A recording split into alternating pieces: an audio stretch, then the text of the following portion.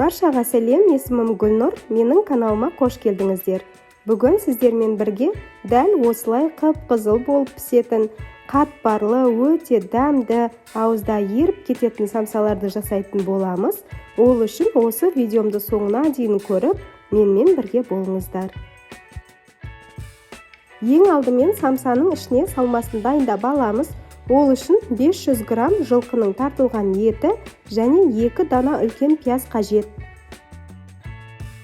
Ал енді 2 дана пиязымызды дәл осы видеодағындай өте ұсақтап турап алатын боламын. Блендердің көмегімен езіп алуға да болады, бірақ маған осылай қолмен тураған ыңғайлы.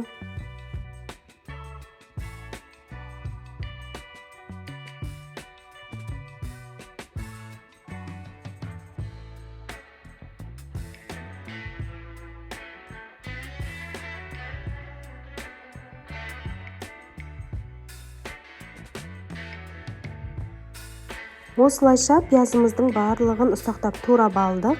Ал енді тартылған еттің үстінен осы пияздың барлығын саламыз да дәміне қарай тұз, қара бұрыш, аздап қызыл бұрыш қостым және қолымызбен жақсылап араластырып аламыз.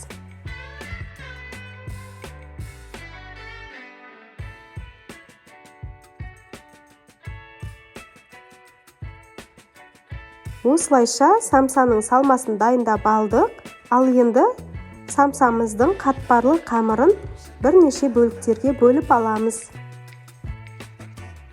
Құрметті қыздар, дәл осы видеодағындай қатпарлы, үгілмелі, ауызда еритін қатпарлы қамырымыздың видеосын менің каналымнан таба аласыздар.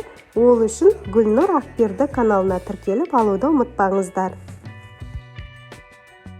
Дәл осылай қатпарлы қамырдың барлығын бөліктерге бөліп алдық.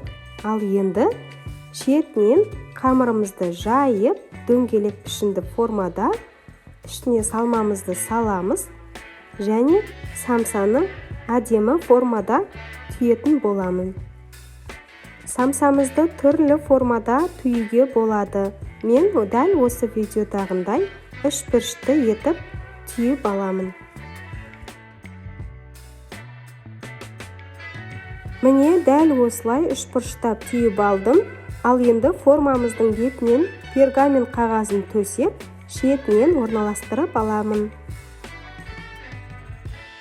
Осылайша барлық самсамыздың бөліктерін дәл осы видеодағындай түйіп аламын.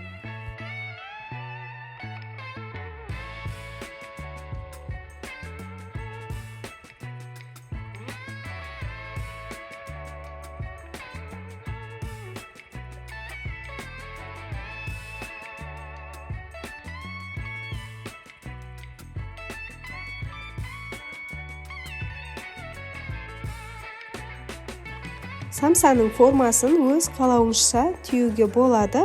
Маған осылай үшбұрыштап түйген ыңғайлы.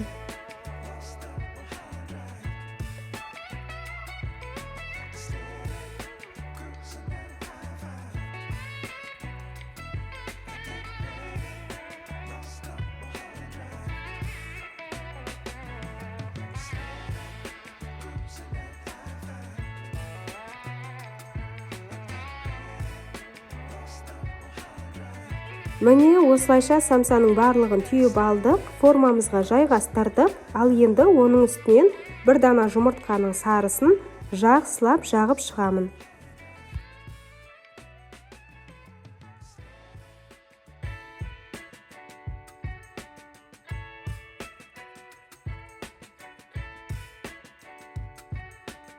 Ал одан соң осы самсаның бетінен күнжіт пен макты араластырып, ортасынан сеуіп шығамын. Міне осылайша барлығын дайындап алдық. Ал енді 180 градуста қызып тұрған пешімізге дайындап алған самсаларды саламыз және шамамен 40-45 минутта пісіріп аламын. Осылайша уақыт өтіп самсаларымыз пісіп дайын болды.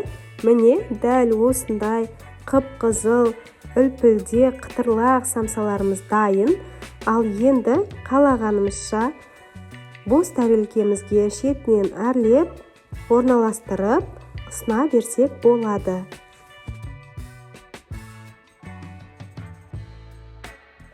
Хош иісті, дәмі аузыңызда қалатын, кез келген адамға ұнайтын самсаларымыз дәл осылай дайындалады. Қыздар, мен ұсынған рецепт ұнайтын болса, төменге пікір жазып, лайк басуды ұмытпаңыздар. Ас болсын!